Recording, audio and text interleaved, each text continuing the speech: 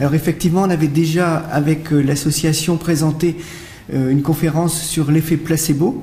Et puis Michel était venu me voir après et on avait déjà fait une conférence avant sur les ondes, sur les supposés méfaits des ondes. Et Michel était... Enfin, on avait discuté justement de l'intérêt de ce que c'était le placebo par rapport au nocebo. Et je lui avais expliqué, c'est le contraire entre guillemets, puisque placebo ça veut dire je plairais, et nocebo c'est je nuirais. Et les deux sont extrêmement liés, comme on va pouvoir le voir tout à l'heure, puisque quelquefois, pensant avoir un effet placebo, il va y avoir des choses qui vont se développer, et puis tout d'un coup ça va se transformer en nocebo. Et c'est ça qui est assez exceptionnel, de se rendre compte que dans un cerveau comme le nôtre, on peut avoir les deux versions en même temps. Alors comme vous voyez sur le petit schéma, je ne sais pas si on le voit bien sur l'écran, mais vous voyez que quand on va entraîner une douleur, c'est-à-dire que si je vous donne un coup d'aiguille sur le bout du doigt, en ayant ce coup d'aiguille, vous allez ressentir ce qui va s'appeler après une douleur. Donc ça va au cerveau.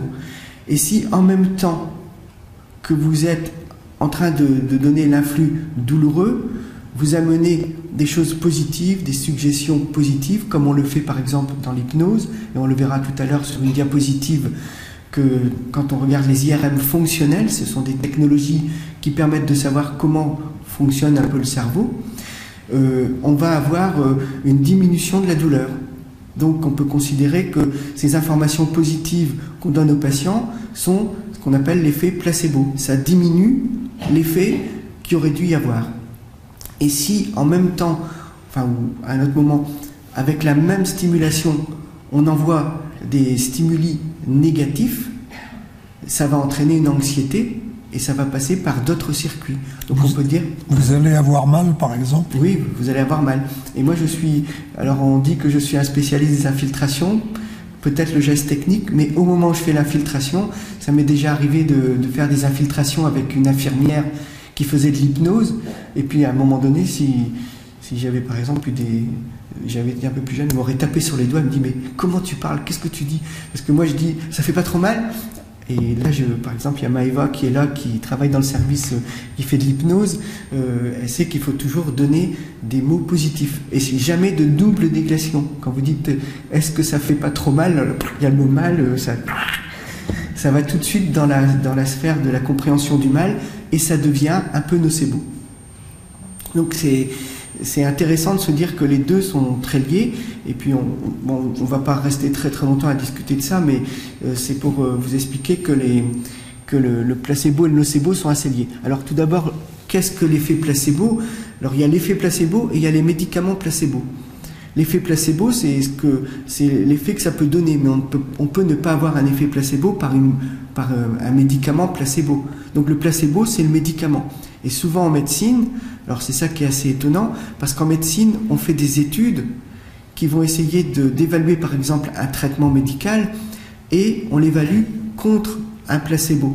Le placebo est considéré comme ne rien donner. Là, c'est pas je plairais, mais on donne une molécule qui n'a pas d'activité. C'est la poudre de perlimpinpin. Il y a beaucoup de patients dans le service, quand ils ont des douleurs qu'on ne sait pas trop comment soigner, on arrive avec un médicament placebo en faisant une petite histoire autour, ça vient des États-Unis, c'est machin, et c'est quelquefois efficace. Et quand c'est efficace, on est très embêté. On le recherchait, mais on est embêté, parce que comment dire aux patients, le médicament que vous m'avez donné, là, vous ne pouvez pas me le donner à la sortie? Alors là, vous avez un moment de solitude, si ça arrive. Évidemment, je caricature, mais c'est vrai que très souvent, dans les services de médecine, on peut être amené à utiliser l'effet placebo d'une molécule placebo, parce que on a déjà essayé d'avoir trop de médicaments, il y a beaucoup d'effets secondaires, il vaut mieux peut-être faire comme ça. Alors l'effet placebo, le médicament placebo, on va l'utiliser, et je disais que dans les études, on utilise le placebo pour étudier les médicaments, pour les évaluer, alors que dans la pratique, le mot placebo, pour un médecin, c'est quand même un gros mot, puisque ça veut dire que c'est un peu comme on pourrait dire un médicament ou un mensonge qui guérit, enfin il y a le mot mensonge, puisque le patient peut ne pas être au courant. Il existe des études qui montrent que quand on étudie l'effet placebo contre rien, dans une étude encadrée avec des patients qui sont randomisés, c'est-à-dire qu'on met 1 sur 2 qui va avoir le placebo et l'autre rien, et ben, quand on utilise le placebo, les résultats sont bien meilleurs que si on n'a rien utilisé. Donc ça veut quand même dire que l'effet placebo, il va certainement agir au niveau du cerveau en faisant sécréter des molécules, et que de toute façon, donner un effet placebo en le disant est mieux que de ne rien faire du tout. Donc, dans les études, on utilise le placebo. L'effet placebo, c'est l'effet généralement qu'on observe et qui fait qu'il va y avoir un petit delta plus important que ce qu'on aurait attendu en donnant une simple molécule, etc. Donc ça, c'est vraiment l'effet du placebo. Alors, il semblerait y avoir un gène qui détermine le placebo, c'est le gène COMT qui favorise les gens qui vont plutôt qui vont avoir la dopamine facile, on va dire. La dopamine, c'est l'hormone du plaisir, et cette dopamine va être sécrétée plus facilement chez certaines personnes qui ont ce gène. Alors l'effet nocebo, c'est complètement l'inverse, c'est je nuirai, et c'est la conviction par un individu, mais également, plus que par individu, c'est un groupe d'individus, quelquefois, qui vont pouvoir être victimes, entre guillemets, du nocebo. On peut avoir des groupes entiers qui vont croire que, je sais pas, que les vaccins c'est des bêtises, ou que ça marche pas, ou que c'est dangereux, ou qu'on va avoir la 5G. Je l'ai entendu à la radio par un professeur de médecine qui était dans son service, et l'aide-soignante vient le voir, mais pourquoi vous avez peur du vaccin? Il dit, mais moi j'ai pas envie d'avoir la 5G. Qu'est-ce que ça veut dire? Et puis elle lui explique que quand on mettait le vaccin, on mettait une puce 5G. Donc tout ça, ce sont des choses qui vont finir par avoir un effet pas sur un individu, mais sur un groupe d'individus. Donc il y a beaucoup de facteurs d'influence. C'est vrai que quand on va regarder les personnes qui sont plus susceptibles que d'autres d'être sujettes à l'effet nocebo, comme au placebo, ben, on peut penser que ce sont des gens qui sont peut-être plus sensibles, plus fragiles. Non, tout le monde peut être sujet au nocebo. Tout le monde. Par exemple, j'ai quelqu'un que je connais bien qui avait, par exemple, l'impression d'avoir eu un peu mal à la tête, un peu de fièvre. Il fait faire un test pour la Covid, et puis toute la journée, il n'est pas bien, la fièvre augmente, les signes augmentent, puis le soir, il apprend qu'il est négatif. Poum, plus rien.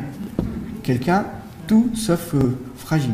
Donc c'est pour dire que n'importe qui peut être sujet au nocebo. Mais c'est vrai qu'après, il y a certainement d'autres choses qui interviennent. Il y a le fait d'être récurrent, de toujours dire les mêmes choses, de toujours bourrer le mou, comme on dit. Ça va finir par rentrer dans les consciences, et ça va finir par avoir un effet. Et avec les réseaux sociaux, enfin, on reviendra tout à l'heure, mais vraiment l'effet nocebo, il est quand même très très sous-tendu par de nombreuses choses qui sont du monde moderne. Ça a toujours existé, mais je pense que c'est plus important maintenant. Alors voilà un petit dessin de Michel, ici présent. Oui, j'ai oublié de le dire, l'exposé est agrémenté de quelques dessins de Michel Urien, qui est notre trésorier, mais aussi notre dessinateur préféré. Voilà, par exemple. Donc, quand on parle de la médecine, l'effet nocebo, ça représente l'écart négatif entre l'effet prévisible d'un traitement et l'effet observé. C'est-à-dire que si vous pensez que la personne avait 5 en douleur, on lui donne un antalgique, elle devrait en avoir, par exemple, que 2, et là, il a 3,5. Donc, en moyenne. Donc, ça veut dire qu'il y a un effet nocebo qui est venu se rajouter à l'effet, alors ça peut être dû au médecin. Je vais vous raconter une histoire épouvantablement vraie. C'est que j'étais en train de parler de ça avec un ami qui est professeur à Nantes. Et il me dit, mais tu sais pas tout sur l'effet nocebo et placebo? Je dis, non, peut-être pas. Et il me dit, quand on fait une étude médicale, les pharmacies, les laboratoires pharmaceutiques qui vont faire cette étude, ils connaissent les médecins par l'intermédiaire de leurs délégués médicaux. Les délégués médicaux vont, on va dire, catégoriser les médecins en médecins nocebo et médecins placebo. Quand vous avez un médecin placebo, vous avez tout intérêt à lui donner un groupe de traitement dans lequel il y aura plus de traitements vrais, alors que le médecin nocebo, on lui donnera plus de traitements placebo, de groupes avec des traitements placebo.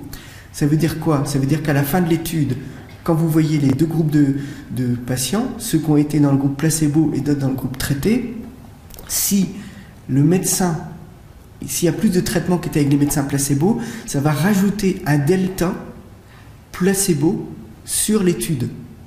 Et dans le groupe placebo, si c'est le médecin nocebo, il va rajouter ou il va diminuer l'effet par son propre effet nocebo. Donc vous aurez deux deltas de différence et ça va permettre pour un médicament quelquefois d'être plus actif sur l'étude qu'il ne l'aurait été. Donc aucun des médecins n'est coupable de quoi que ce soit, mais c'est en amont qu'ils ont réussi à présenter des groupes, des médicaments plus importants chez ceux qui étaient placebo et moins importants, donc plus de placebo chez le nocebo. Vous avez à peu près compris? C'est pas... Mais vous voyez que c'est des tordus quand même, hein, quand ils veulent nous faire vendre quelque chose. Alors, par exemple, les anti-inflammatoires non stéroïdiens, dans les études, on va étudier un anti-inflammatoire dans un groupe et un placebo dans l'autre groupe. Et on va dire aux patients, est-ce que vous êtes d'accord? Donc ils ont accepté le consentement éclairé de l'étude, ils vont faire l'étude. Cette étude va dire, vous allez être randomisé en deux groupes, soit vous aurez le placebo, soit vous aurez l'anti-inflammatoire non stéroïdien. Quand vous êtes dans le groupe placebo, je ne sais pas pourquoi, les gens, on a toujours l'impression qu'on a été l'élu. Donc ils sont sûrs qu'ils ont l'anti-inflammatoire. Et comme on sait que les anti-inflammatoires donnent des gastralgies, et dans le groupe placebo, vous avez 20% de patients qui ont des gastralgies. Et dans le groupe traité, ils sont à 27%. Et en plus, donc il n'y a que 7% de différence en termes de gastralgie. Et vous ne savez pas, mais dans le groupe placebo, il y a souvent des gens qui ont un ulcère.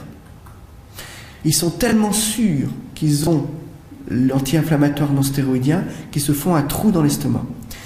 Et quand on leur dit qu'ils étaient dans le groupe placebo, ils n'y croient pas. Et heureusement maintenant, on a des moyens de le savoir, parce que quand on a des gastralgies de façon trop importante, on finit par faire une fibroscopie, et cette fibroscopie, on va prendre des petits morceaux de la muqueuse gastrique, et on va se rendre compte qu'il y a un ulcère. Okay, mais quand vous prenez le pH c'est acide ou basique, le pH de l'ulcère qui est induit par le stress d'avoir l'anti-inflammatoire, il va être très faible, il va être de l'ordre de 1. Vous vous rendez compte ce que c'est qu'un pH à 1? C'est une solution normale d'acide chlorhydrique.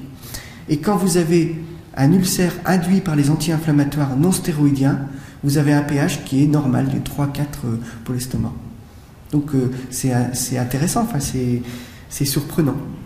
Donc vous voyez que dans le groupe placebo, il y a un effet nocebo. Alors l'effet nocebo en médecine, il est forcément aggravé, comme on disait tout à l'heure, dès qu'on va avoir des informations négatives, vous allez forcément l'imprégner, et puis vous allez vous en imprégner, vous allez avoir une sécrétion de ces molécules qui ne sont pas très bonnes, qui sont la cholécystokinine, qu'on va revoir tout à l'heure. Mais vraiment, quand vous avez l'effet, quand vous avez lu, et il y a 65% des gens qui lisent les notices, mais quand ils reviennent vous voir, ils disent ça, ils ont tout. Hein. Et c'est problématique parce qu'en fait, une notice ne peut pas être faite avec les effets placebo, enfin avec les côtés placebo, c'est que les effets négatifs qu'on est en train de mettre. Donc ça, c'est vrai que c'est pas déjà terrible. Après, quand vous voyez la boîte, vous voyez les boîtes avec des triangles rouges, comme celle qu'il y a là, les femmes enceintes, attention si vous conduisez, attention si vous avez un accident, attention, on n'a plus du tout envie de prendre le médicament. Et pourtant, ce médicament, au départ, il était fait pour vous améliorer, mais vous avez eu tellement peur de prendre ce médicament, et vous finissez par ne même pas le prendre. Donc, il faut savoir que on est dans un monde où on est obligé d'informer. Avant, les médecins, on n'informait pas, on ne disait rien. Il y avait des gens qui préfèrent ne pas savoir, il y en a qui préfèrent savoir. Le monde a changé, on est venu dans un monde médico-légal, on est obligé de tout dire, tout informer, mais il faut vraiment se dire que plus on informe, plus on distille de notre venin, si je puis dire. On distille le venin de ce qui deviendra de l'effet nocebo. Je n'ai pas dit que c'était mieux avant, je dis qu'on est dans un monde différent. Donc là, je vous parle juste d'un petit cas que j'avais retrouvé sur Internet. Et tu as vu que c'était le docteur Dupan qui l'avait dit aussi. Oui, c'est une chronique qu'on peut écouter sur France Inter, sur la médecine en fait. D'accord. Mais moi, je l'avais vu sur un truc médical. Je ne savais pas qu'il s'appelait Rémi et qu'il avait 26 ans. Mais je savais qu'il s'agissait d'un patient qui était dans une étude médicale.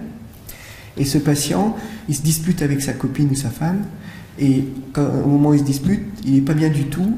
Il va prendre la boîte de son étude et au moment où il finit de prendre la boîte, il commence à avoir des sueurs, il va pas bien, il appelle les urgences en disant « j'ai pris toute la boîte, venez vite me chercher ». Ils arrivent, il s'écroule, enfin il a une hypotension, il a le pouls qui est à 110, 120, vraiment un état de choc.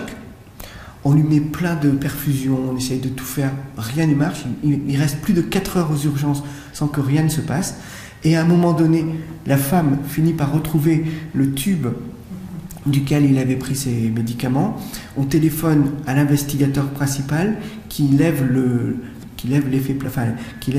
voile sur la comment ça s'appelle sur le secret, et il sait qu'il est dans le groupe placebo. À ce moment-là, il se met à pleurer. Et 10 minutes après, il est bien comme vous et moi. Non mais, vous vous imaginez quand même que ça agit sur la tension, ça agit sur la tachycardie. Il n'avait rien. Et il n'était pas bien du tout. Alors il y a eu le fameux lévothyrox. On sait que le lévothyrox, ça fait beaucoup de dégâts. Pas tellement chez les patients, mais dans l'image qu'on peut avoir des laboratoires.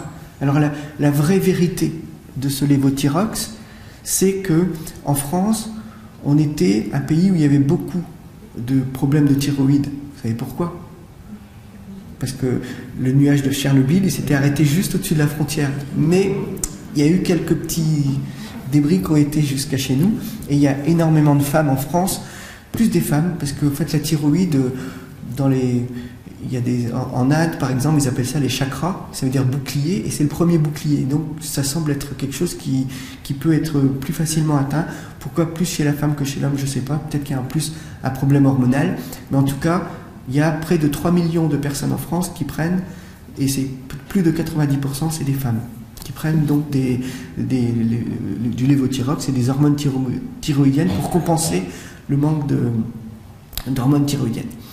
Et donc, on voulait mettre ce médicament en Asie. Et en Asie, 80% de la population est allergique au lactose qu'il y avait dans ce lévothyrox. Et ils ont prétexté qu'il y avait un problème de stabilité à la fin de la validité du produit avec le lévothyrox. Donc ils ont dit, on va mettre du mannitol qui va permettre de mieux tenir la stabilité. Et là, il y a des gens qui avaient l'habitude de voir la moindre stabilité qui ont fait qu'ils ont eu des petits troubles, soit des hyperthyroïdies, soit un peu d'hypothyroïdie. Bref, ils ont eu des petits problèmes. Ça a été monté en épingle, il y a eu et en total, il y a eu le scandale du lévothyrox. Alors le laboratoire avait très mal fait sa communication, il aurait jamais dû dire, il aurait dû prévenir les patients, ils n'ont prévenu que les médecins avec un simple courrier que personne n'a lu, pour dire qu'ils allaient changer l'un des composants qui n'était pas actif, qui était simplement un excipient, qui s'appelait donc le mannitol, remplacer le lactose par le mannitol. Donc vous vous rappelez que ça a été terrible, qu'on en parlait beaucoup, il y avait des stars de Annie Dupéré, tout ça, qui ont fait plein de topos là-dessus, et en fait le même médicament a été donné en Suisse, ils proviennent des mêmes usines, ils sont venus juste un tout petit peu après la France, et donc ils n'ont pas fait alors peut-être qu'ils n'auraient pas commis la même erreur, mais ils ont communiqué, et il n'y a pas eu de problème du tout. Donc c'est un effet presque nocebo. Et pourtant, j'avais vu il n'y a pas très longtemps sur Internet, avec un grand titre de l'association qui s'occupait du lévothyrox, et ils avaient titré en grand « Non, nous ne sommes pas folles, nous ne sommes pas folles ». C'était écrit en grand. Je me disais, mais c'est bête de mettre un truc comme ça, parce qu'il y avait un tribunal qui avait condamné le labo. Alors le labo était condamnable par le fait qu'il n'avait pas bien prévenu les patients. Maintenant, on est dans une société plus de médico-légale, donc il fallait prévenir les patients qu'on allait changer. Ça a été pour ça qu'ils ont été condamnés, mais je ne pense pas qu'il y ait eu des effets très importants. En tout cas, dans les autres pays, il n'y a pas eu, avec les mêmes usines, le même produit qui est sorti. Sauf que ça n'avait pas été fait de la même façon, quoi. Alors le problème, c'est qu'il ne faut pas se dire que, sous prétexte que il y a eu 300 000 personnes qui ont déclaré des troubles, que c'est dans la tête, enfin que c'est pas imaginaire, c'est vraiment des vrais troubles. Mais le corps est capable de faire des choses extraordinaires, on va y revenir. Bon, ils ont des douleurs, des vertiges, ça va modifier le fonctionnement cérébral. On va revenir tout à l'heure, mais vous avez compris que quand on mettait un message positif, ça allait avoir un effet placebo, et quand on va avoir un message négatif, ça pouvait induire un effet nocebo. Donc, oui, c'est pas imaginaire, parce que ça se passe vraiment dans le cerveau, il y a vraiment les mêmes molécules que si on avait l'action d'un médicament, comme tout à l'heure avec l'anti-inflammatoire non stéroïdien. Donc tout ça, ce sont des choses qui sont vraiment réelles, même si c'est fonctionnel, c'est pas organique. Mais ça peut se traduire par quelque chose d'organique. La preuve, le monsieur, c'était organique. La tension qui était chutée, 120 de pouls, 110-120, c'est beaucoup. Il y avait une étude sur les bêta-bloquants, pareil. Bêta-bloquant, c'est un médicament cardiaque qui ralentit un peu le rythme cardiaque, et il est décrit qu'il existe des troubles au niveau de l'érection chez les hommes, et puis donc dans les deux groupes, il y avait autant qui n'arrivaient plus à bander que soit dans le groupe placebo, dans le groupe traité, tout le monde était persuadé d'avoir le bêta-bloquant, donc ils n'étaient pas bien. Mais c'est vraiment incroyable, parce que c'est encore la preuve qu'un effet nocebo peut être entraîné dans un groupe placebo. Alors il y avait aussi une étude qui était rigolote, c'est juste des anecdotes que je vous raconte, mais c'est le reflet de la réalité. C'est dans un EHPAD. Il y a des chercheurs qui arrivent en disant, voilà, on vient vous donner un médicament, américain forcément, hein. Il est exceptionnel sur la douleur, mais alors ça donne des diarrhées. C'est ça le problème. Les infirmières restaient contentes et disent, ils sont plutôt constipés dans les EHPAD, donc on va être bien, quoi. Elles préviennent les patients, alors on leur dit, vous prévenez les patients que ça marche vraiment bien, mais que ça donne de la diarrhée. Au bout d'un mois, ils viennent pour refaire l'évaluation, et là ils se rendent compte que les infirmières leur disent, nous on vous rend vos médicaments, elle a été exceptionnelle sur la douleur, c'est vrai, mais alors les diarrhées, on n'arrêtait pas de les changer toute la nuit, donc on n'en veut plus. C'était du placebo. Non mais ça vous paraît complètement incongru, ça paraît inimaginable, c'est la vérité. Il y avait Mr. Wright, un homme exceptionnel aussi, enfin c'est triste, paix à son âme. Il avait un lymphosarcome très grave. Et il avait entendu que, alors ça se passe en Nouvelle-Zélande, mais je trouve que c'est rigolo parce qu'on lui donne un médicament, et c'est lui qui a entendu parler de ce médicament. Il entend parler du médicament, ça s'appelait le Crébiozen. C'est breton, non? C'était en Nouvelle-Zélande. Il avait entendu que ça pouvait avoir une efficacité sur les cancers. Donc il demande à son médecin, qui ne savait pas quoi faire. Donc on dit, on va lui mettre le Crébiozen. Quelques semaines plus tard, toutes les lésions disparaissent. Et puis il entend à la télé néo-zélandaise que ce médicament, supposé efficace, ne l'est pas autant prévu. Les douleurs, il recommence à avoir des lésions, des ganglions et tout ça, beaucoup plus que ce qu'il avait avant. Donc il va revoir son médecin, le médecin ne sait pas quoi faire, et lui dit, en fait, le Crébiozen, avec un cancer comme le vôtre, il faut augmenter les doses. Donc là, on lui met de la solution saline, et cette solution saline, ça entraîne une disparition totale de toute lésion anatomique.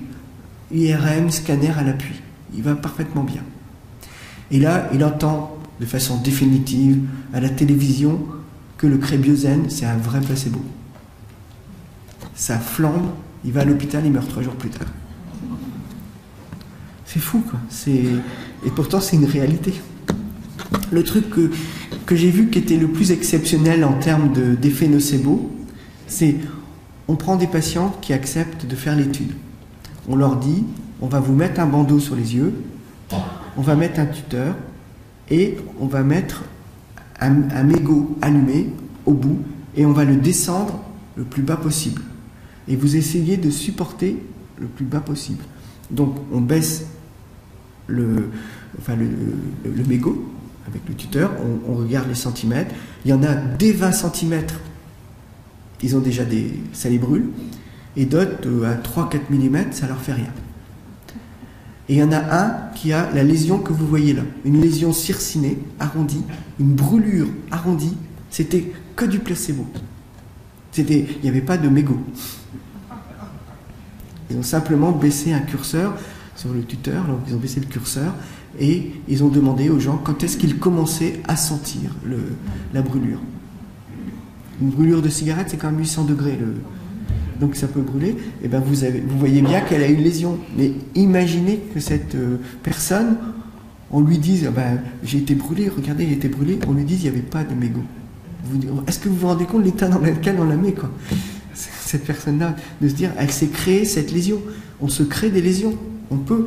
Quand vous voyez Marthe Romain qui revivait la mort de Jésus au moment de Pâques, elle avait du sang qui coulait par les mains et par les pieds. C'est exceptionnel. C'est quand même des choses qui sont de l'ordre du vrai nocebo.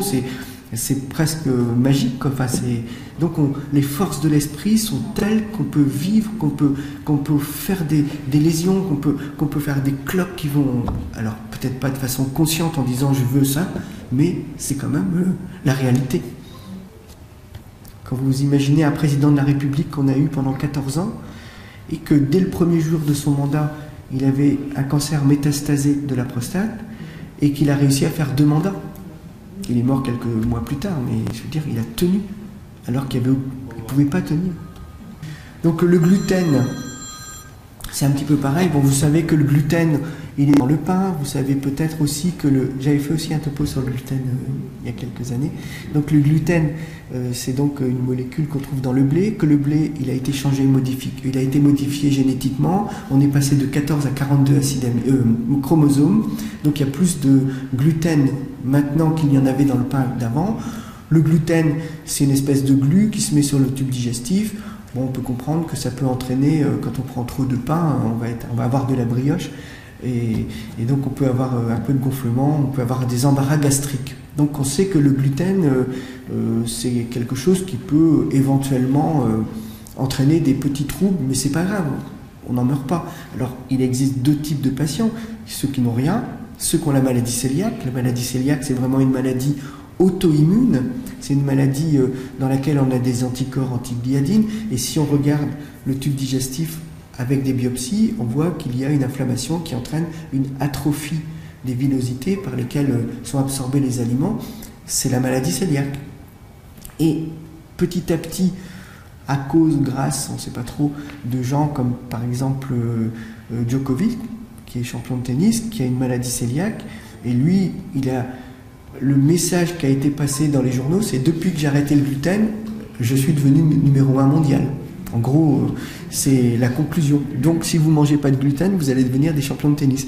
J'exagère, je caricature, mais c'est exactement ça, puisque dans l'esprit de la communauté mondiale, on a commencé à dire le gluten, c'est probablement pas bon. Il y a eu plein de gens qui se sont crus intolérants au gluten, mais c'était une intolérance qui n'était pas médicale, c'était pas une intolérance avec les anticorps, mais moi ça me dérange pas. De toute façon, j'essaye toujours d'avoir un effet placebo sur les patients parce que c'est hyper important. Mais je leur dis, si vous estimez que ça vous fait du bien de ne pas manger de gluten, n'en mangez pas. Je trouve que c'est dommage parce que il y a vraiment trop de... C'est honteux la façon dont on en parle au niveau des médias, c'est honteux la façon dont on augmente le prix. Et puis surtout, il faut savoir que quand vous prenez un régime sans gluten, le gluten, il est remplacé par autre chose. Et ces autres choses, c'est de la graisse, et puis vous allez manquer en certaines... Il va y avoir des oligo-éléments que vous n'aurez pas, etc. Donc il faut faire attention de ne pas trop faire de régime... comment ça s'appelle déjà, l'orthorexie, de ne pas aller trop dans cette direction-là. Si vous trouvez que le gluten ne vous fait pas du bien, vous prenez un peu moins de pain, mais c'est tout, c'est pas la peine d'aller beaucoup plus loin. Et puis on s'est rendu compte maintenant que c'est peut-être les FODMAPs, alors ce sont des sucres non digestes. Ces sucres non digestes, on les trouve dans le lactose, fructose, ce sont juste des sucres qui ne se digèrent pas et qui peuvent entraîner les effets qui ont été décrits, qui ont été attribués au gluten. D'accord ? Donc, bon, c'est ça. Alors, si vous regardez que le gluten est mauvais, vous avez 3 millions d'articles en français sur Google en quelques secondes. Les 3 millions, il y a plus de 10% de la population qui se pense intolérant au gluten. Et aux États-Unis, il y a 30% de personnes qui mangent uniquement sans gluten. Donc c'est évident que c'est disproportionné par rapport à la réalité. Et puis là, je peux vous dire que l'industrie sans gluten, ça marche. Hein. Là, vous voyez le service gagnant avec Joko. Et le jambon sans gluten. Ouais. Mais vous voyez du jambon sans gluten. Est-ce qu'on aurait pu imaginer qu'il y avait du gluten dans le jambon? Je vous rassure, il n'y en a jamais eu. Mais de mettre qu'il n'y en a pas, c'est mieux. Et mon épouse, elle avait... Là, je n'ai pas forcément la photo, mais elle m'avait photographié dans une grande surface de la maïzena sans gluten. Et maïzena sans gluten, c'est trop fort, quoi. Il faut être trop fort pour faire ça. Parce que, par définition, dans le maïs, il n'y a pas de gluten. Mais de mettre que sur la boîte en bleu, écrit en blanc dessus, enfin, en travers, marqué sans gluten, c'est trop fort. Donc, vous voyez que le gluten, il peut être à la fois nocebo et placebo, puisque quand l'effet nocebo, c'est je suis mal avec le gluten, donc vous créez inconsciemment, hein, je redis, ça se passe dans le cerveau, c'est pas des choses qui sont fausses, c'est la réalité, les gens ils ressentent ça, donc ils se fabriquent des signes nocebo, donc négatifs, je suis pas bien avec le gluten, et ils vont avoir un effet placebo, quand je prends pas de gluten, je suis mieux. Donc vous voyez, c'est nocebo, placebo, ça peut être très lié, quoi. Donc c'est ce que je disais tout à l'heure, il faut faire vraiment attention quand on va faire une alimentation un peu trop orthorexique, trop de régime, si vous ne prenez pas du tout de gluten, vous risquez d'avoir une alimentation qui va être appauvrie en d'autres éléments. Voilà. Là, je repasse la parole à Michel. Bien, donc moi je vais parler des ondes électromagnétiques, qui est un des plus beaux sujets du domaine du nocebo. Alors, en fait, si vous tapez sur Google, alors je crois que c'était une méthode assez pratique, en fait, pour voir quel est le retentissement médiatique d'un problème, en fait. Donc, si vous me parlez effet des ondes électromagnétiques en français, en fait, vous aurez 4 millions de résultats, plus de 4 millions de résultats. Et si vous marquez protection contre les ondes électromagnétiques, vous allez trouver 769 000 pages ou sites parlant de ce sujet. Donc on est là devant une complète overdose d'informations et ça a conduit les autorités à créer des éléments de plus en plus contraignants pour les acteurs du domaine. Après un grand nombre d'études qui ont été menées, les organismes de santé comme l'OMS et l'ANSES ont été totalement perturbés par ce type de problème, parce que d'un côté, ils rencontraient des scientifiques ou des médecins qui disaient finalement il n'y a aucun phénomène sur ce sujet qui puisse conduire à des choses importantes. Et puis de l'autre côté, vous aviez tout un tas de groupes qui attaquaient les pouvoirs publics, qui attaquaient les maires, qui attaquaient les entreprises, évidemment, de communication. Donc effectivement, ces organismes étaient un peu ballottés entre les deux. Et le pire, c'est des juges qui se sont mis à la place des scientifiques en interdisant certaines installations, en mettant en avant le principe de précaution qui est devenu un élément, disons, de la vie moderne. Alors, il y a quand même dans ce domaine un acteur qui a émis quelque chose qui est assez extraordinaire, c'est l'Académie de médecine, qui s'est pas laissé entraîner par un certain nombre d'écrits, en disant que la médecine n'était ni de la publicité, ni du marketing, et qu'il ne peut n'avoir de médecine moderne sans qu'elle soit fondée sur les faits. Inquiéter l'opinion dans un tel contexte relève de la démagogie, mais en aucun cas de la démarche scientifique. Et un élément qui est quand même très très important dans la vie actuelle, le principe de précaution ne saurait se transformer en machine alarmiste, surtout quand plusieurs milliards de portables sont utilisés dans le monde, sans conséquences sanitaires apparentes depuis 15 ans. Donc voilà une phrase qui est prononcée par l'Académie de médecine, mais objectivement qui n'a aucun pouvoir de décision. C'est simplement une remarque, en fait, d'un organisme qui est quand même un certain poids scientifique. Alors, qu'en est-il réellement, finalement? Il y a quand même des études extraordinairement sérieuses sur le fait d'avoir, disons, 1 ou 2 watts à l'oreille, le fait qu'éventuellement la paroi, effectivement, de l'oreille chauffe, etc. Alors, les faits ont été maintenant modélisés, il y a eu un grand nombre d'études, et on a compris, en fait, que en utilisant les téléphones portables pendant une durée relativement longue, 50 minutes d'affilée, on avait effectivement une excitation des neurones. Et donc, ça, des outils comme l'IRM et autres ont été utilisés pour ce faire. Mais aucune étude formelle n'a montré l'existence de cancer au niveau du cerveau. Et à contrario, il y a une énorme étude menée sur 300 000 personnes au Danemark, en fait, sur 13 ans, donc sur une période longue, parce qu'en fait, beaucoup de détracteurs disaient oui, les études que vous faites, c'est sur une période très courte, mais comme on utilise des téléphones portables pendant très longtemps, c'est sur la durée qu'il faut regarder l'apparition éventuelle de cancer. Donc, cette étude qui a été réellement formalisée sur 13 ans, avec 300 000 personnes, ce qui n'est pas rien, n'a pas fait apparaître de cancer. A contrario, alors là, on pourrait effectivement lancer une fake news sur ce sujet. Il y a d'autres études, à mon avis beaucoup moins sérieuses, qui font état de la baisse du cancer du cerveau depuis l'apparition des téléphones portables.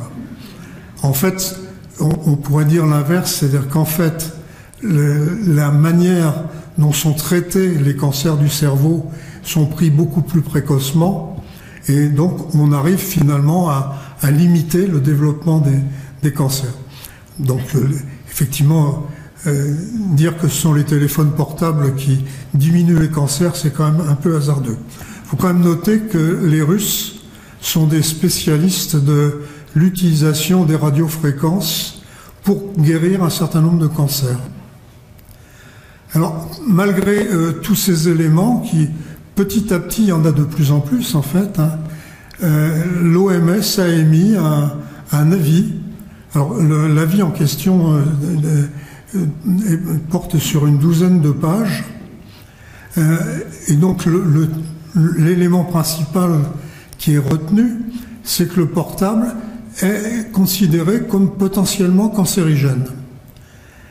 Donc, avec comme un codicile que le principe de précaution est un élément nécessaire quand on ne connaît pas la réalité des faits. Alors, malgré tous ces éléments, on reviendra sur l'OMS tout à l'heure, l'électrosensibilité existe bien. Il y a des malades électrosensibles. Et donc là, on rejoint ce que Dominique a présenté tout à l'heure sur des effets qui ne sont pas modélisables en quelque sorte. Il y a beaucoup de cas qui sont recensés avec les mêmes symptômes. On s'aperçoit que dans le phénomène nocebo, c'est pratiquement toujours les mêmes symptômes, c'est-à-dire des nausées, des vomissements, des pertes de sommeil, des vertiges. Donc, les personnes, finalement, sont effectivement malades, s'isolent, utilisent des moyens plus ou moins curieux pour se protéger des ondes électromagnétiques, et on leur vend des prothèses dont certaines sont extrêmement coûteuses et qui ne servent strictement à rien. Donc, je le répète tout à l'heure, je l'ai dit, il y a 740 000 pages sur Internet, sur Google, sur ce thème. Et il y a un nombre incalculable de truands, disons, qui se servent de la peur pour finalement vendre des choses l'exemple typique, c'est le bonnet anti-ondes, le caleçon anti-ondes. Il faut savoir que si on veut réellement se protéger des ondes, il y a une technique qui s'appelle la cage de Faraday. Donc on se met dans une cage complètement grillagée et que la moindre ouverture dans cette cage de Faraday laisse passer les ondes. Donc un caleçon comme celui-là, automatiquement il laisse passer les ondes, de même que le bonnet. Alors, le pire que j'ai trouvé comme, disons, des prothèses, c'est une espèce de cône en métal qui coûte quand même 349 €, qui protège toute une maison. Et des éléments comme ça, donc vous allez en trouver 740 000 en allant sur Internet. Alors, la souffrance finalement des personnes qui se sentent électrosensibles, elle est effectivement réelle, et c'est ce qu'on a vu tout à l'heure. Donc là, il y a un cas qui est décrit dans un ouvrage sur le nocebo du docteur Patrick Lemoine. Moi, j'ai des remarques sur cet ouvrage. Il y a des parties intéressantes, puis il y en a d'autres qui sont pas très pertinentes en fait. Mais bon, il donne un certain nombre d'exemples. Donc il donne cet exemple de Charlène, qui était une jeune fille qui a fait des études scientifiques, donc de 22 ans. Elle était même en train de passer une thèse, mais qui était électrosensible. Elle a des maux de tête, enfin, les souffrances classiques finalement des effets nocebo. Et le docteur Lemoine lui a proposé un essai, avec une étude en aveugle. Donc elle ne savait absolument pas ce qui se passait. Et son portable était ouvert ou fermé pendant des périodes, et elle note sur un tableau ce qu'elle ressent et son opinion sur le fait que le téléphone est ouvert ou fermé. Au bout de 12 semaines, donc vous voyez que c'est une expérience sur une période longue, on compare les deux tableaux entre la réalité et ce que Charlène a ressenti. Et en fait, sur ce tableau, il y a 6 erreurs sur 12. Par 6 fois, elle a pensé que son téléphone portable était ouvert alors qu'il était fermé. Alors, c'est une jeune scientifique, donc là, elle a une expérience, et donc elle accepte le verdict. Et donc, elle en conclut avec le médecin que sa souffrance ne vient pas du téléphone, et elle accepte le principe que la cause n'est pas son portable, mais probablement d'autres éléments, le stress créé par sa thèse, en fait. Elle doit passer sa thèse dans quelques mois, et donc les dernières périodes sont toujours extrêmement dures. Le docteur Lemoine lui a proposé de se soigner, ça a été dit tout à l'heure, par des techniques de relaxation, de l'hypnose, de la méditation, etc., etc. Et comme elle est rationnelle, c'est une jeune scientifique, elle a accepté, et au bout de quelques temps, elle était guérie. Alors, un phénomène qui est relativement récent, avec la multiplication de l'éolien.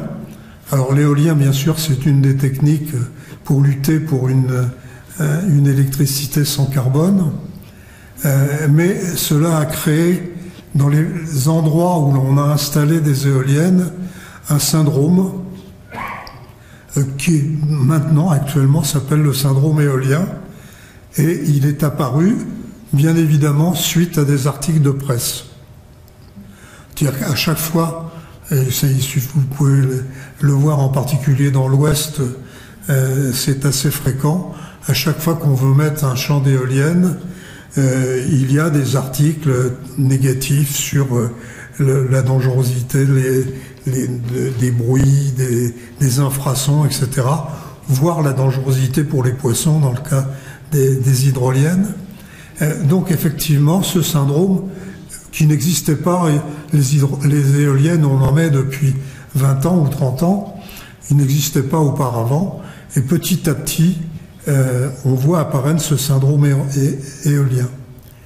Et il y a effectivement des mesures qui ont été faites, et les phénomènes, les symptômes qui ont été recueillis sont tout à fait classiques des effets nocebo, toujours les malaises, les nausées, etc. On a procédé dans plusieurs champs d'éoliennes à des études en aveugle, la plupart des résultats sont identiques. Il n'y a pas de différence notoire. Alors, la différence des éoliennes et du téléphone portable, c'est qu'en fait, une éolienne qui tourne, ça se voit quand même un peu plus. Et donc, je ne sais pas très bien comment ils font leurs études en aveugle. Bon, apparemment, la conclusion qui a été portée, disons, par un certain nombre d'organismes, c'est qu'effectivement, ce syndrome éolien provient du phénomène nocebo. Alors, on l'a vu pratiquement dans tout ce que l'on a dit depuis le début, il y a un acteur qui joue un rôle tout à fait important dans l'effet nocebo, mais aussi dans l'effet placebo, dans d'autres cas, c'est effectivement, ce sont les médias. Alors, une étude qui a été menée il y a eu 7 ou 8 ans, en fait, donc c'est pas une étude récente, simplement sur mesurer, quand on écoute les informations à la radio ou à la télévision, mesurer les nouvelles qui étaient soit positives, soit négatives, soit neutres. Alors quand on mesure sur les radios et les télévisions classiques, on arrive à des pourcentages en additionnant le tout de l'ordre de 22% d'études positives, d'informations négatives, 20% d'informations positives et 58% d'informations neutres. Mais quand l'on demande aux personnes leur ressenti, ce qu'ils ont retenu de ces séances d'information, c'est 68% d'informations négatives. Alors, le cas typique d'une étude, alors là, plus scientifique, alors l'étude précédente, c'était simplement une étude de type journalistique, en fait. Elle n'avait pas vocation à être considérée comme scientifique. Mais l'université de Gutenberg, donc en Allemagne, a réuni 140 personnes volontaires qu'elle a séparées en 2 groupes. Donc vous voyez toujours les mêmes mécaniques quand on fait des études de ce type-là. Et au premier groupe, on leur a donné à écouter des documentaires de la BBC sur les risques potentiels des portables et de la Wi-Fi. Sur le groupe 2, c'était un reportage sur l'informatique et la sécurité et des portables. Alors, les 2 groupes étaient supposés exposés à des émetteurs Wi-Fi. En fait, les émetteurs Wi-Fi étaient présents physiquement, mais étaient coupés. 54% ont ressenti des malaises. 2 personnes ont quitté la salle en cours de réunion, ne pouvant plus supporter les ondes. Lorsqu'on a après analysé le comportement des personnes qui étaient présentes, on s'est aperçu que les gens qui avaient des comportements d'anxiété, de pessimisme, étaient en fait les plus sensibles à ce phénomène nocebo. Et les conclusions de l'étude, c'était que les annonces effectuées par les médias sur des potentiels risques, sanitaires en particulier, peuvent avoir de sérieuses répercussions sur la santé physique et mentale d'une bonne partie de la population.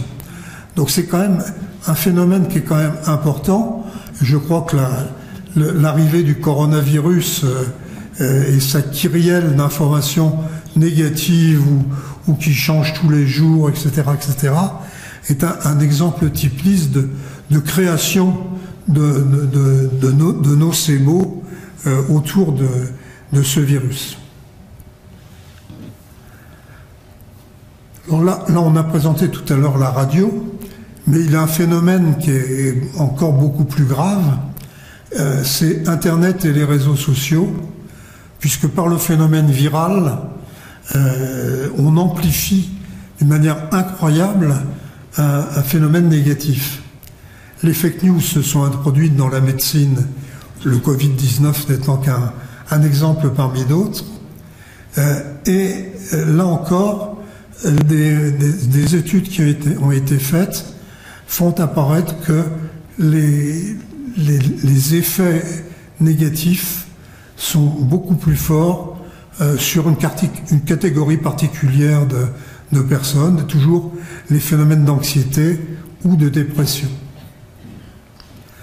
Alors, un exemple justement que j'ai cité tout à l'heure, c'était cette étude, non, c'était pas cette étude, mais ces pages que l'OMS a données sur les ondes et les risques de cancer.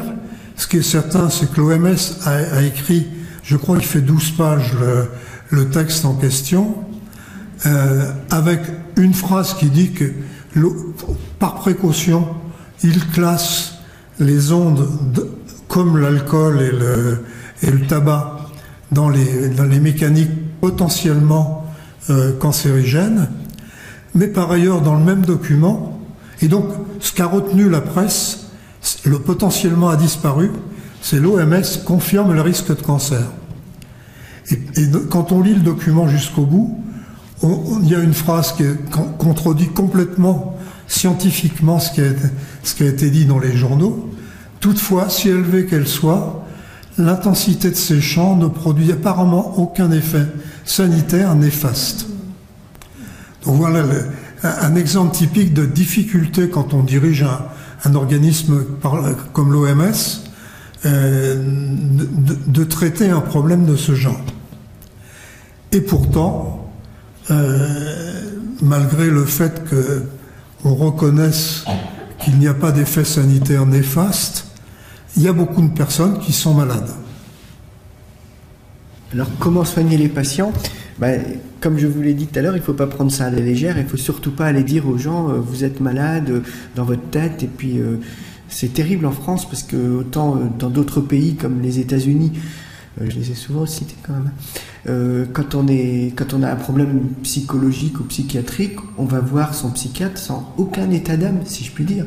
Alors qu'en France, quand on habite dans les Côtes d'Armor, c'est vrai que le mot de Bégard, il est quand même connoté, quoi. On a du mal à penser qu'on puisse aller voir un psychiatre, ou pire, être hospitalisé en psychiatrie. Quand j'étais petit, c'était Sainte-Anne à Paris. À Paris, c'est pareil, mais c'est quand même très connoté. C'est quand même Bégard, c'est les fous, quoi. Et c'est terrible, c'est nocebo déjà, de savoir que la Bretagne en particulier, mais toute la France est un peu pareil, les hôpitaux psychiatriques sont considérés comme des asiles. Enfin, ça a la connotation. Avant, Descartes, il avait mis les hôpitaux dans les grandes villes, et puis les asiles, on les mettait loin de tout pour pas faire les mélanges des torchons et des serviettes. Il y avait les gens qui étaient malades de façon organique, c'était la maladie noble, et puis il y avait les maladies psychiatriques, c'était la maladie moins noble, quoi. Donc l'effet nocebo, il ne faut pas le prendre à la légère, il ne faut surtout pas aller dire aux gens en France que c'est dans la tête. Or, tout est toujours dans la tête. Mais c'est quand même un effet qui est une souffrance bien réelle, et quand bien même c'est un effet nocebo. Vous avez vu la jeune fille tout à l'heure, comment le docteur Lemoine avait commencé à tourner autour en lui disant voilà, peut-être que ça vaudrait le coup, etc. Et puis on arrive au résultat, mais s'il l'avait pris de haut tout de suite, il avait dit c'est dans votre tête, ça n'aurait pas marché, ça aurait donné un effet supplémentaire. C'est ça aussi dans les fake news. À chaque fois que quelqu'un va faire une fake news, à chaque fois que vous allez donner un argument important, si vous le dites d'une façon un peu péremptoire, ça va toujours être porté contre nous, ça va toujours avoir un effet inverse de celui qu'on a pensé avoir. Donc il faut de toute façon prendre ces patients-là en charge. Il faut leur dire, et comme l'a dit tout à l'heure Michel, c'est toujours à peu près les mêmes signes. Vous voyez, nausées, maux de tête, tachycardie, perte de sommeil, ça peut être aussi des vertiges, des malaises, etc.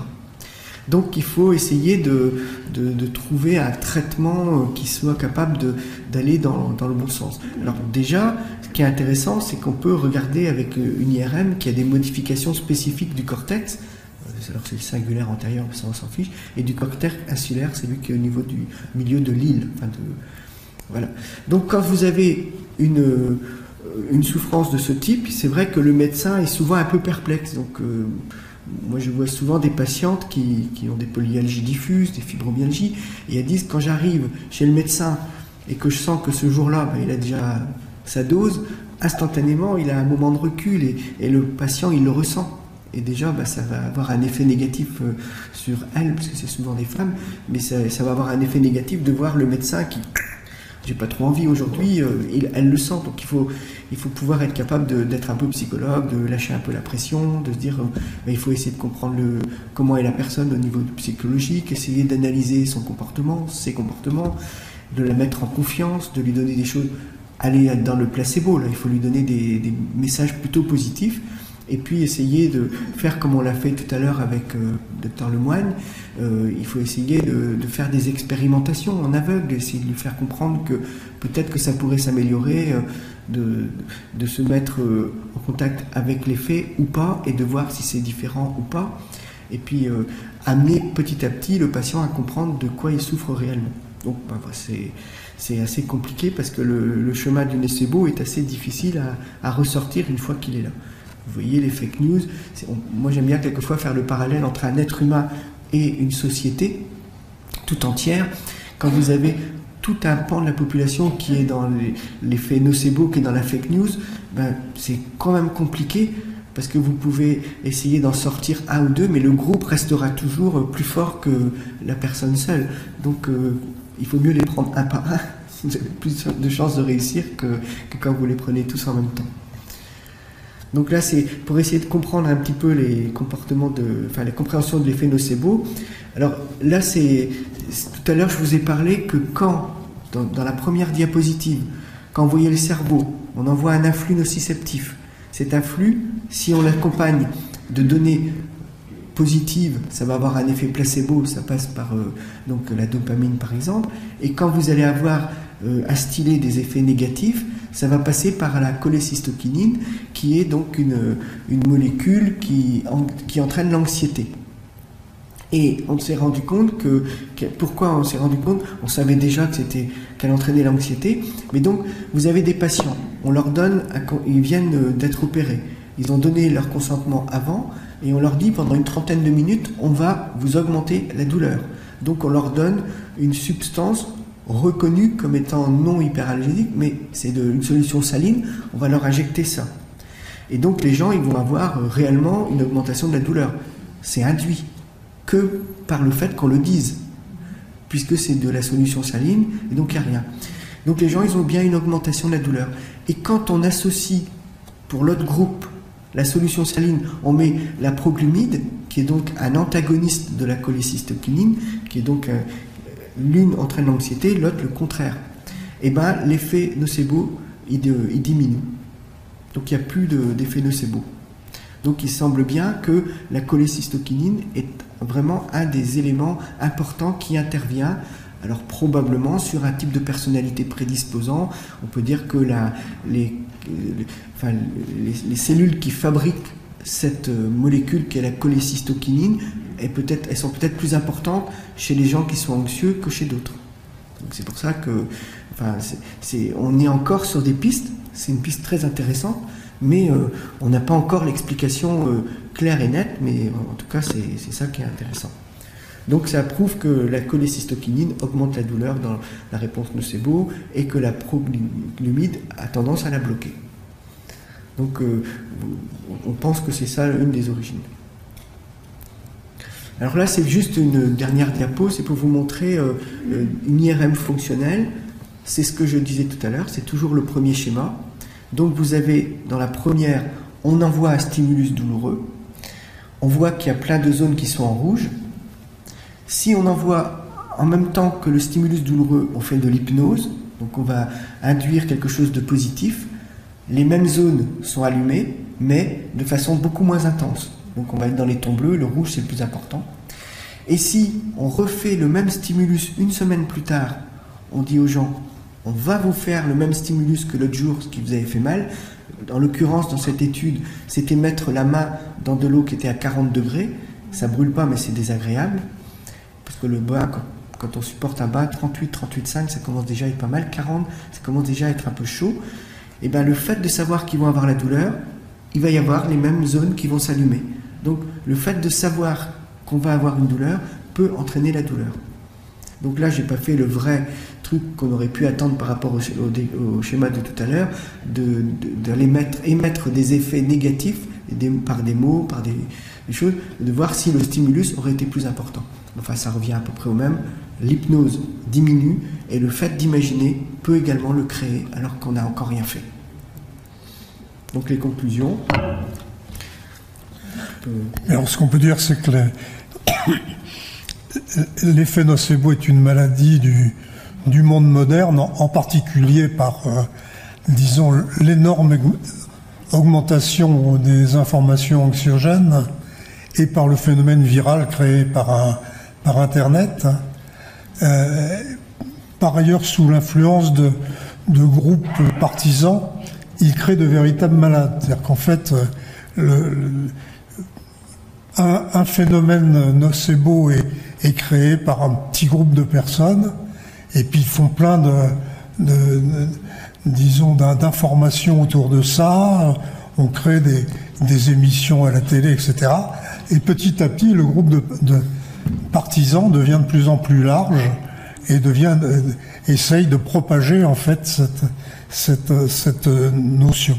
On a donc de véritables malades, comme on l'a dit précédemment, qui doivent être soignés.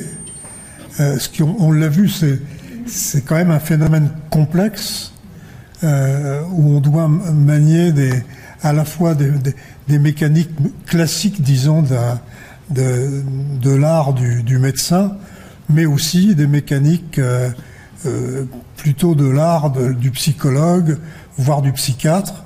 Et donc, en fait, c'est quand même une difficulté par les médecins qui, comme tu l'as dit tout à l'heure, à la fin de la journée, ils ne sont pas forcément réceptifs à faire de la psychologie. Et puis, il y a aussi cette notion d'opportunité malsaine. Alors, je l'ai cité pour les ondes, mais c'est vrai pour le gluten, c'est vrai pour d'autres éléments qui alimentent effectivement ce phénomène, parce qu'il y a des gens qui s'engouffrent dans le phénomène nocebo et qui gagnent beaucoup d'argent. Alors, c'est pas forcément un phénomène nouveau. Voilà. Alors, vous allez voir des extraits de Knock, qui est bien évidemment bien connu.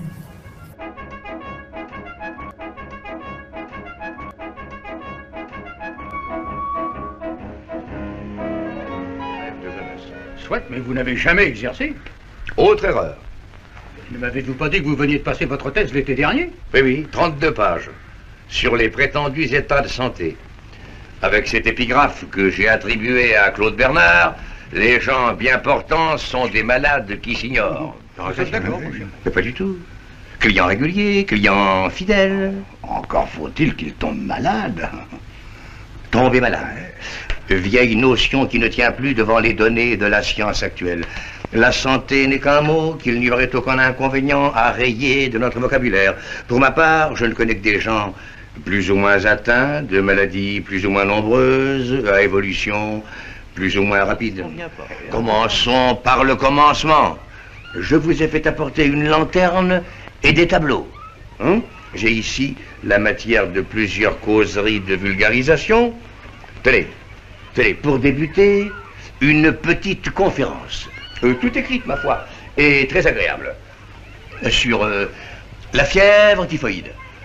Les formes insoupçonnées qu'elle prend, ses véhicules innombrables, eau, pain, lait, coquillages, légumes, salades, poussière, haleine, etc., etc., etc. Les semaines et les mois durant lesquels elle couve sans se trahir. Les accidents mortels qu'elle déchaîne soudain. Les complications redoutables qu'elle charrie à sa suite. Le tout agrémenté de jolies vues. Bacilles formidablement grossis. Détails d'excréments typhiques. Ganglions infectés. Perforation d'intestin. Et pas en noir, en couleur. Des roses, des marrons, des jaunes et des blancs verdâtres que vous imaginez. C'est que, docteur, je suis très impressionnable. Oui. Si je me plonge là-dedans, je n'en dormirai plus. Voilà justement ce qu'il faut. Je veux dire, voilà l'effet de saisissement que nous devons porter jusqu'aux entrailles de l'auditoire. Vous, monsieur Bernard, vous vous y habituerez. Qu'il n'en dorme plus. Mais pas déjà une santé si solide, et mes parents ont eu beaucoup de peine à m'élever. Je sais bien que sur tous vos tableaux, les microbes sont en reproduction, mais enfin... Pour ceux que notre première conférence aurait laissé froid, j'en tiens une autre dont le titre n'a l'air de rien. Les porteurs de germes.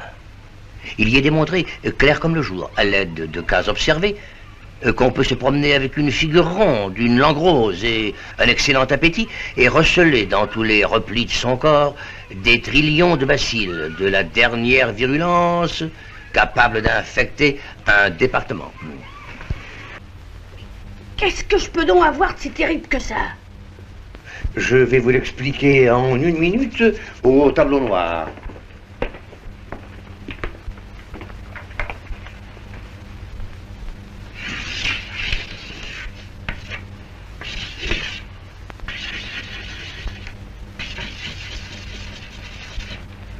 Voilà votre moelle épinière.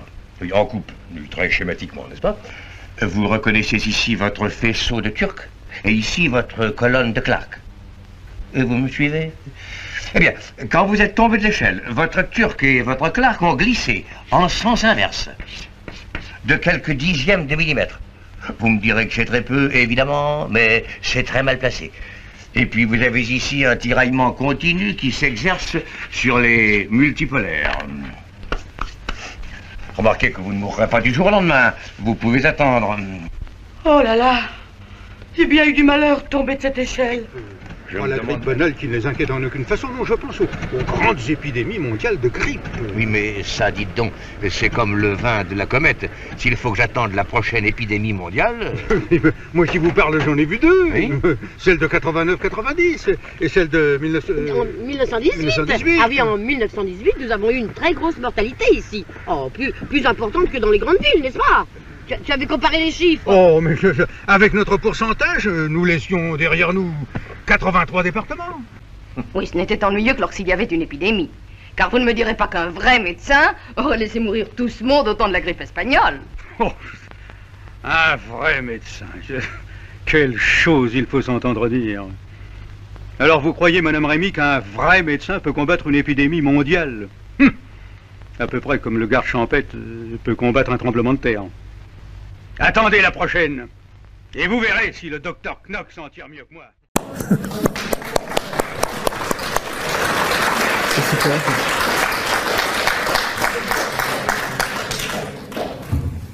Bien, donc on a terminé cette conférence par un clin d'œil sur le passé. Je crois que le Knock a été écrit en 1951 de mémoire.